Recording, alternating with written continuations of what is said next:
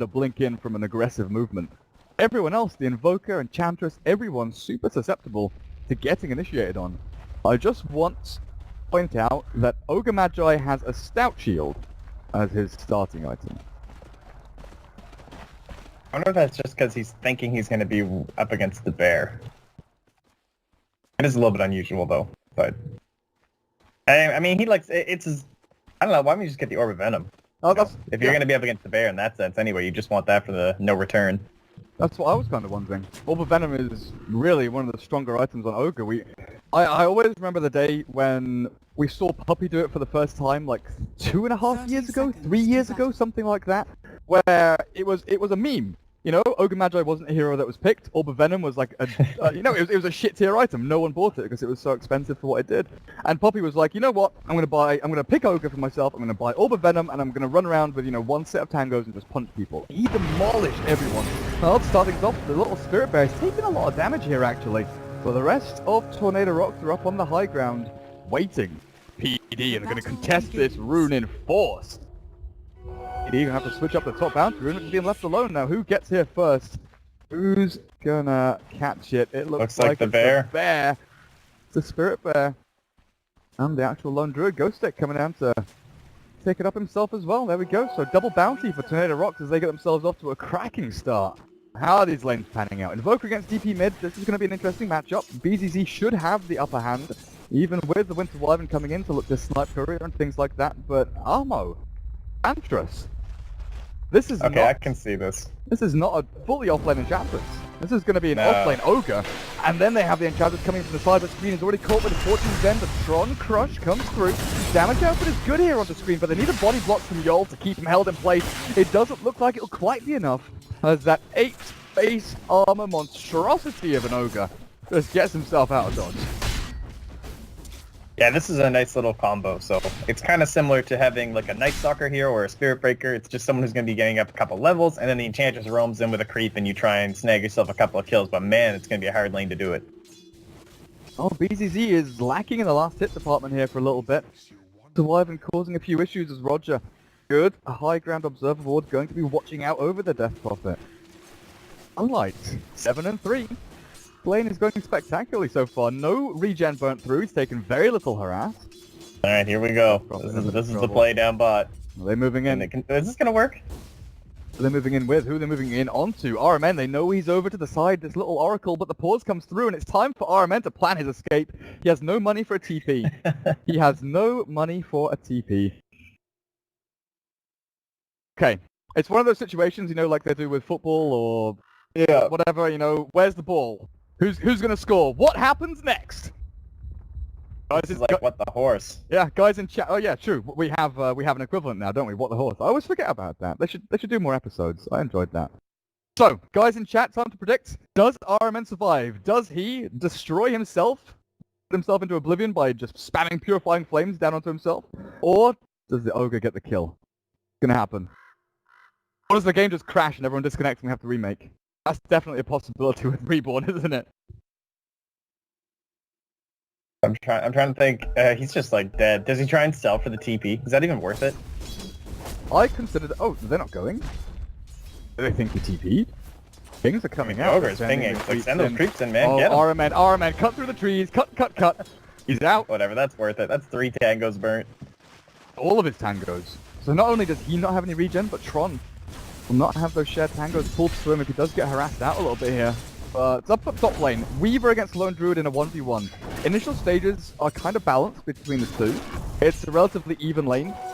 But if Lone Druid gets sentries sent to him, it does become easier for him. If there are no sentries, the Weaver definitely starts to fully bully this Ghost Stick Lone Druid, just like he did then. Shiguchi forward, damage is good, and then you get the right clicks out of Sunlight. They're going to find the Invoker. The Sunlight is launched completely off the mark. But they still get the cross kill there onto the Disruptor, and his first blood goes to him. That's a great movement in to help out BGZ because they knew the Winter Wyvern had moved up the top. Alright, well, that's also going to be helping out their bottom lane as well, of course. Just 2-on-2, you can see the power here just between Ogre Magi and Enchantress. Like, Tron is just hiding in the trees right now. What else can you do? Well, this Dark Troll and Centaur, they're lasting a fair amount of time. It's not like they can wave clear them out or anything like that, so Yol returns down to bottom lane. after his little movement towards mid. The death of the Invoker definitely helping out, gets himself a nice pair of brown boots. How do they kill Screen? I think they have to look towards Ahmo here. With no points and untouchable, can be an easy kill. You know, you've got level 2 Purifying Flames, you've got the Kinetic Shield with Thunderstorm, or Thunderstrike even. Comes Crush to level 2 now, but look at this harass coming out of these Enchantress creeps. Just punching down this Slardar, forcing him away from the creep wave, but that's a nice little steal out from RMN. 50, 60 mana, well spent. So a nice chunk of change. Yeah, and I gotta say, I'm a little bit worried about what sort of an impact these two heroes can have on the other lanes as well. Like, you do see this happen, you see it with, like I mentioned... He's being chased out, the Fairy Fire's popped, but he's still dead. Yeah, Bottom lane, they've gone into Ahmo, there's the easy kill, take him out. Queen stands to fight this, but Tron just keeps on punching. With the Ignite down onto him, he has to run, has to hide, the Sunstrike's gonna be just off the mark! Nearly from Sunlight, almost beautiful, but the Crush with these skeletons, keeping Screen held in place as Tron heals himself up. Screen, the Ogre, punching through him. It looks like he's going to be able to get the Ogre kill with that Purifying Flames damage. Keeping Tron alive as well, a massive bonus. Tornado Rox. As PD, if that Sunstrike landed, you just know Sunlight's jumping out of his seat. Yeah, well, like, now what do you do with this Ogre, though? This isn't your Night Stalker at 4 minutes who's going to be able, you know, suddenly becomes more powerful, or your Spirit Breaker that can immediately gank mid. It's just an Ogre Magi. So although it's, you know, a little bit of a bold pick, it's a little bit unique. Well, where's the transition for this hero? It's going to be an interesting line. I mean, do you give farm priority to the Enchantress? Like, I think the way they look at this, they're giving Screen levels down at bottom lane. He's just going to be, you know, trying to get Arcanes, maybe you try and go the, like, Arcane's mech into Greaves build, something like that. Just try and give your teamfight sustain a little bit of oomph behind it. And then Enchantress goes into, you know, your kind of classic right-click build with Treads, maybe an Urn, if you really feel that's necessary, but Dragonlance, Aghanims, back into the Moonshard, because like we said, Tornado Rox, very right-click heavy. She gets those points up into Untouchable. Really is. A disastrous human being to be facing up against. Little Bambi, with all those impetus damage coming out.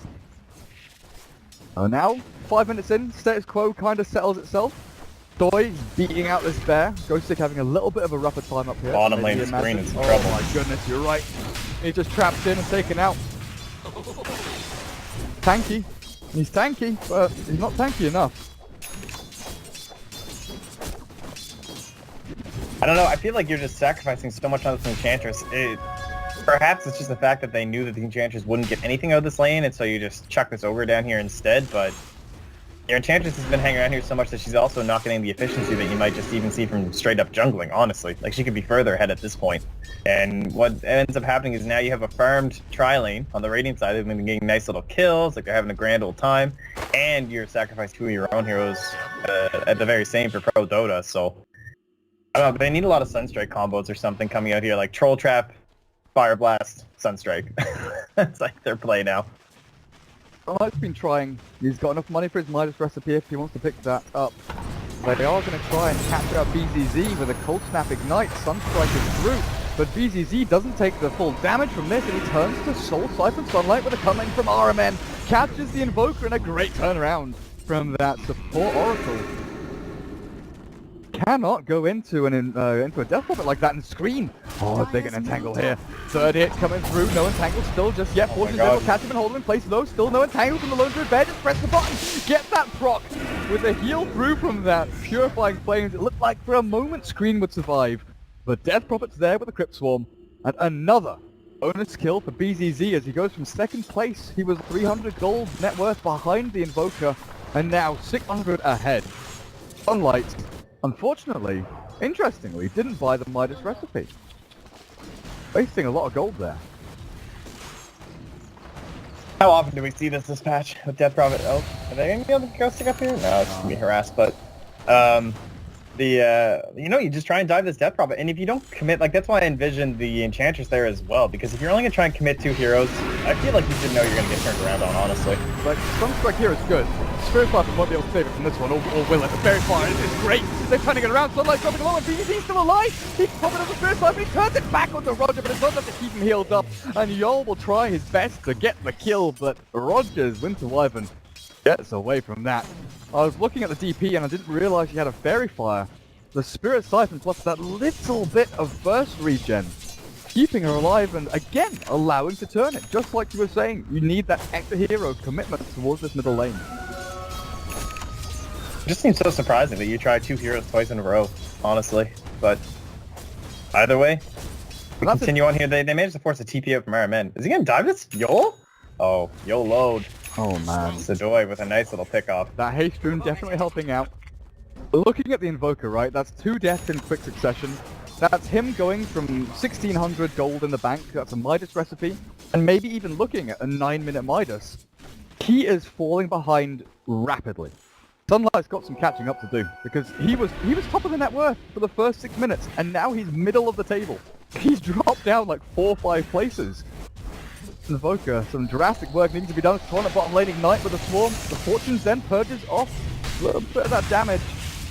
They'll be able to turn and fight against the Doy. The sentry is placed very early on to keep the vision of this little bug running around, and they glimpse back as well. They've kept the vision. Oh, the time lapse! It doesn't move him anywhere. It just keeps him in the same place. The amplified damage is down, and BCZ, the Fortune's dead, will catch the Doy. He's got a Chikuchi in 1 second time. The Fire Blast is good from screen, and they do not land the crush.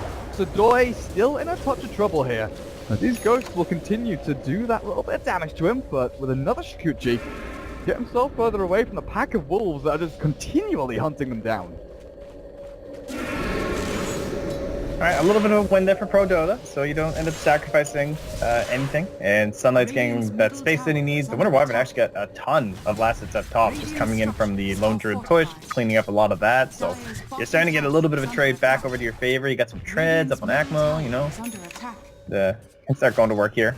But Tron's looking really scary, even without the Blink Dagger. Like, just the way that he's able to move with these supports. You're going to have the Disruptor, of course. Nice little combo there with the Vision and the Glimpse. So I'm really liking Tornado Rox's chances right now. It definitely feels like they need to make a lot of action happen right now for Prodota, or else they're just going to end up getting Roshan'd or something, and Rox will be untouchable, like that next Exorcism.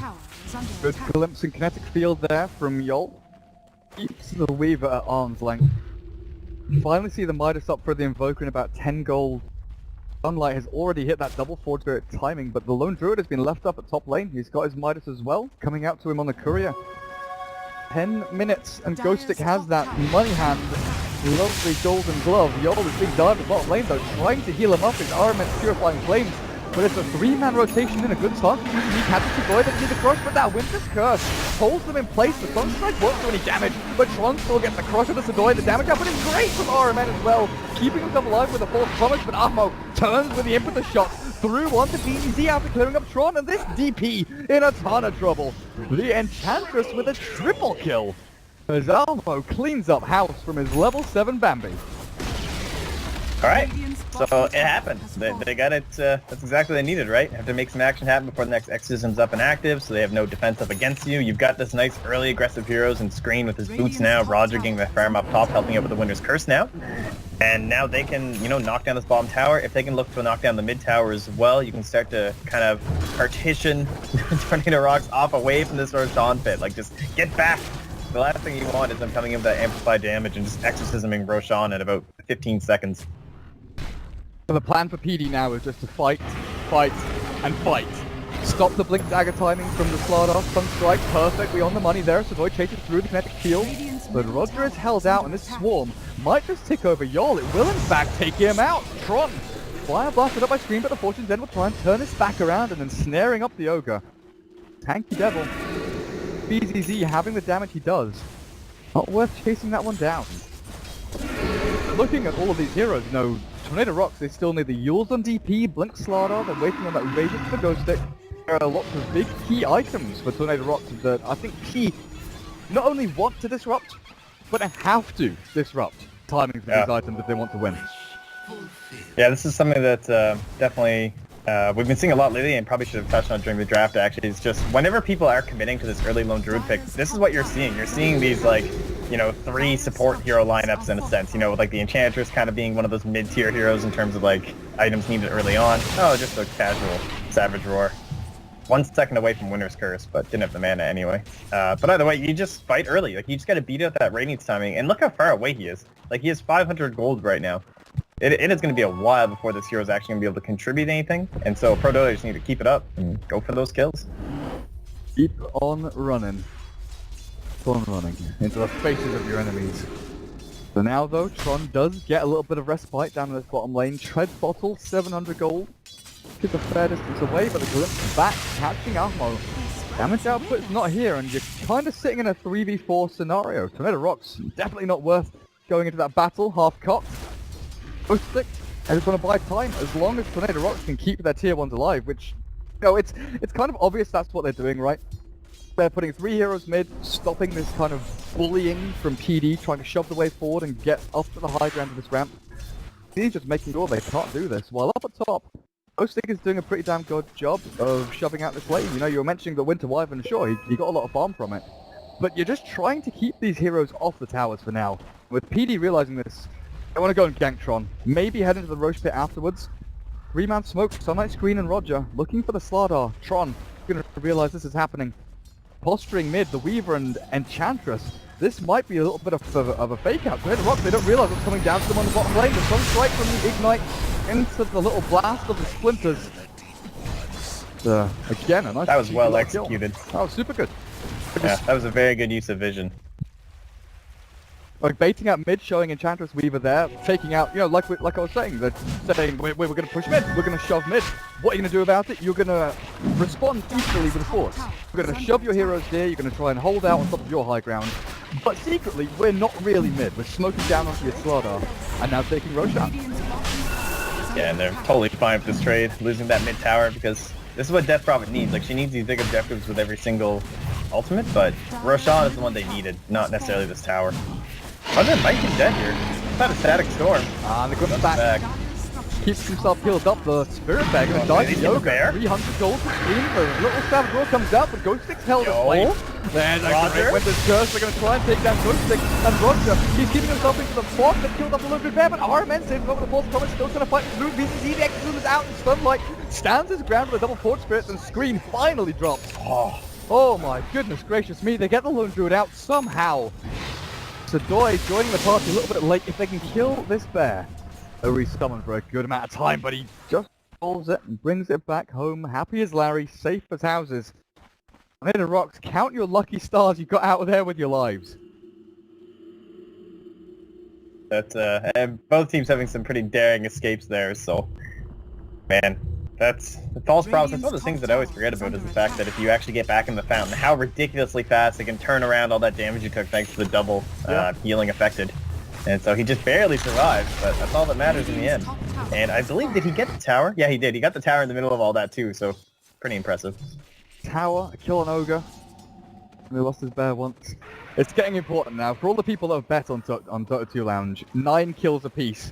The next kill, super important for all those rares to be won. Got to win those bets. Who do you think? Who do you think gets the next kill? It looks like it's gonna be Rox. With the Roger and Vision, playing a little aggressive. Yule Scepter, Haste Rune. I guess they're not gonna dive him. 300 gold until Blink on Slardar. Tron just wants to keep on farming through this. Healthy by RMN. Right now, I guess with the tier 1 standing, you don't want to go balls deep into PDs and this kind of territory here. Because the TP reaction coming through from heroes like, you know, the Ogre, the Winter Wyvern being able to turn things around. So for now, Rox getting back on their laurels. Waiting patiently. Tron needs to keep on farming though. 150. He's pretty much got it from the remainder of this creep wave. Back into that blink. How are we looking for the Lone Druid though? 1-1-1, but he has 3,000 gold saved up, and with that Wild Wing he's getting taken out, and Chance is giving him free money. Not only do you have the Blink on Slardar, you've got Relic on the Lone Druid. 17 minutes in, PD have done a good job at kind of holding out and delaying these items with their aggression. Look at this wrap by Akuma too. Where's he coming in from? Doesn't have any creeps. He's going to grab himself a Centaur, Dragon Lance, and dump passes out on the screen and taken out immediately. The blink back in the front, catches Sunlight, but look at the back. Sadoy in the static storm, they're not focusing him down. The Sunstrike will land, but Ammo tries to battle through onto BZC. The Winter's Curse will allow the Enchantress to survive a little bit longer at the very least. But Sadoy pummels into Armen and takes him out. The stop is perfect, and Sadoy finally gets himself the kill with the help of the Invoker Forge Spirit, but in deep is BDZ. Clearing up house, but it's only a 3-for-1. The TP will be successful. Central will not be able to stomp as it's still on cooldown. Tornado Rox get out again with their lives and again with a number of juicy kills. These are like game-deciding fights right now as well. I can't believe Yul got out of there. He was down to about 50 HP, but yeah, I mean, they couldn't get the kill with the Static Storm, but it did at least secure his own escape, just barely. And this, I mean, honestly, this is really, really game-deciding. These next 3 minutes even. If you can't get anything more from Prodota and that Radiance comes out, then what? Like, yeah, you have the Ogre, he's pretty tanky, but it's going to be really helpful against the Enchantress, not just for the mischance, but obviously to help burn her down through the magic damage. Same thing with the Weaver, the mischance coming out from that as well, so they're always going to be having some issues. And the Blink Dagger up here on Tron, like, you're already seeing the effect of it now. This game just, like, is going to completely flip on its head the second that Radiance comes out. It's already beginning to. Arcane Rune for BZZ. You can't get much better a rune on Death Prophet. Reduce that ulti cooldown by a fair amount, but right now, Tornado Rox, they're not deterred. The 3 heroes down in bottom lanes are hard shoved in. It's 2 supports for now, but there is one looping in from the back. Sunlight is still sticking around with his drums blink. Initiation tools are ready here. They are still waiting to get a bigger item onto Roger though, and I wonder if it's a Solar Crest since he went for the medallion. They do still continue into that blink build, while Sedoy, we saw him go for this Yasha. It's gonna be a Manta style, right? Get out of the entangle, get out of amplify damage.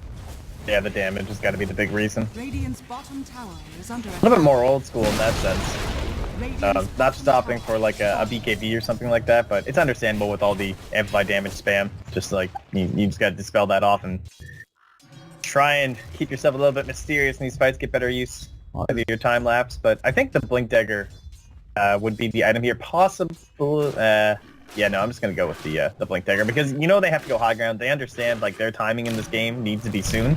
So that one big blink Winter's Curse can certainly secure yourself a Rax. Sure. A little bit of patience here. Tron was staking out the top lane, maybe trying to bait out the bear after the bot tier 2 push. Try and catch someone as they came up the top farm. These aggressive wards out from PD. They had one over here a second ago, but the double sentry is out from RMN, clears that one up. Still one on the lane, still one aggressive in the jungle, and yet another one on top of this ramp, which will expire soon. But you can just feel the tenseness here from PD. They know they need to be pushing into the enemy jungle, they know they need to be catching these heroes out. But for the past 5 or 6 minutes, the Rox have just been outmaneuvering them. And Roger, he went for that Solar Crest, so they're going to try and bring down that bear. It is understandable, obviously. You know, it's going to help cancel out a little bit of the missed chance just by adding some bonus damage to the ones that will actually connect onto that bear. But 2,700 HP, and this is where all that magic damage they drafted kind of comes into effect where you're thinking, like, what are you going to do now? Radiant Bear is up and running. PD in the wraparound again, this time from Sunlight, going to see RMN on the back. Maybe Sunlight, oh, he's actually invis, not just smoked up. They're trying to take down the Oracle for now, but the rest of his team isn't committing. Going into this, stunning up the bear, hold their position, coming in from all angles, but Tornado Rox, good movement up onto the high ground, swinging west as Yol, he's got a good position here for a kinetic kill, Static Storm, Sedoy walking to the brush, starts down, the Weaver is dead, Sunlight trapped out with that Soul Siphon, the Witness Curse, traps up front, it's not going to do enough to Shepherd Bus Meteor, I don't know, Sunlight is freaking screwed here, he starts up, taking out the screen, the Ogre holds his ground, but he's got to run, got to bail, got to get the hell out of here, as PD is being run rampant by Tornado Rox, one after the other, kill after kill after kill as Roger flap your wings, my little frozen princess, because Winter Wyvern, you can heal yourself up all you want, you can embrace yourself, but hugs do not save you from the crushing power of Slardar, as Tornado Rox get a full 5-man team wipe, only losing the Death Prophet. Whew, that's, I mean, you have a Weaver, he's core, he's your big farmer, he's the highest on your team, and he just got dismantled. Like, that early Manta pickup's not going to help you all too much if you just get caught in the Static Storm. And once that happens, what's left? Like, you have this lineup that is good against fighting around the Death Prophet, right? Like, it was popped, you don't have to engage into it, you have a Weaver that can escape, come back in, you have the Enchantress who has the high move speed, can escape, get back in, Invoker, disengage, engage, he's got all these tools, but it felt like they kind of walked into a fight that wasn't meant for them right there. I can understand the thirst, like you want that hunger, that you need to get some kills here, you feel like, because they just took your mid-tower, but I think you have to aim for that window after the Exorcism, not while it's still running. And you also got to factor in, the movement from Tornado Rox, because PD, they're moving from kind of 4 different angles, right? They're coming in this way with 3 heroes, then they had two heroes trying to wrap in from this side. Imagine if Tornado Rox, they had just moved themselves from the tower and they just gone, you know, the kind of linear route. They just walked down the lane and tried to escape. That would have been disastrous for Rox, because they would have been caught with the Winter's Curse, they would have been caught with Meteor, Deafening Blast, all of that shit coming out of PD. But it was the great movement of Rox, kind of split multiple heroes and get themselves out into this area here, where they've got the better kind of high ground advantage with heroes up on the ramp. They had the Static Storm Kinetic Field into this little choke point, and Weaver felt so secure with the rest of his team nearby. He just ran straight into a crush. It was good movement from Rox, and maybe a little bit overzealous from PD, while now they're waiting for the next Roshan, and he's up. We're going to try and take him. It's a good smoke by Rox, though. They're going to walk themselves straight into the pit. That's the question, RMN. He's got himself Ether Lens and a plate mail. I only have that one board up there. Right. Well. Hey, the Rox. Roger, look at this position by Roger. This is perfect. Crush from Tron. Not going to catch anyone just here. The glimpse is expended by Yol. Roger, he knows that he's just a bastion opponent holding out against all aggression. The Winter's Curse, it's run onto Yol, but it's not going to do any damage to them. And PD still want to fight into this? Queen is just obliterated, ceases to exist. And the Sunlight, oh man, that Storm catches the two big heroes, and that's just it. Aegis is gone, Sunlight is dead, and that might be it for PD. They take Roche, they walk into the full monster team fight power of Tornado Rox, Sadoy. Skitter away, glimpse back, crush down with a time lapse. Get not doing too much for him. Ultra kill for BTZ and Prodota. They're running out of gas. The tank is empty. They tried to refill in the Roche pit. Oh no, they filled them with diesel instead of petrol. Well, they had another chance there, you know? They had the Winter's Curse to disengage. It felt like that wasn't their fight. You know, you got the Aegis to move back into a better position where you can be able to use that Winter's Curse, because you really need every single tool you have available if you want to win these fights. I know they must understand how far behind they are. And if that just gets wasted like that, I'm surprised they still went into that engagement. Maybe they were just thinking the chase potential was going to be too strong, but like, considering the great positioning Roger had, like breaking that smoke, it made Tornado Rox hesitant, thinking maybe the rest of Prodota were outside as well. There definitely wasn't an escape option there.